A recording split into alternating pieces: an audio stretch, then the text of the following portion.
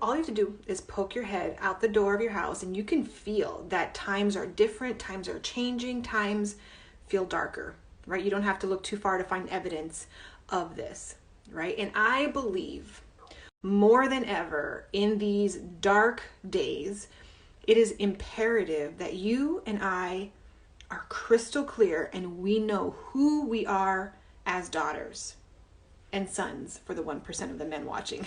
We need to know who we are and be crystal clear on who we are as sons and daughters of God. Because if we are not convinced of who we are and our identity, the enemy will come in and tell you who you are not. And the problem and danger with giving space to the enemy for him to tell you who you are not is that he will convince you that you have no worth.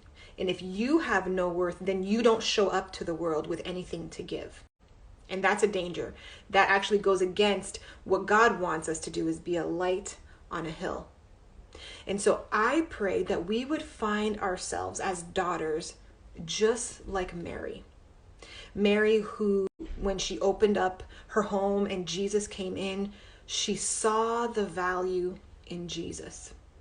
She saw him and she recognized who he was. And so the first thing she did was she grabbed her alabaster box that contained the most expensive fragrance. I mean, it cost a ton of money, and she broke that bottle and poured it all over Jesus. Why? Because she saw his worth. Now think about it. She was able to see his worth, grab the most expensive thing she had in her home, pour this fragrance over Jesus because she saw the value in him. She must have seen the value in her to be able to do such an act, right? If you let the enemy tell you that you are a have-not, that you have nothing to give, you will miss the value of Jesus and the thing that you can give to him, and you will not show up to the plate.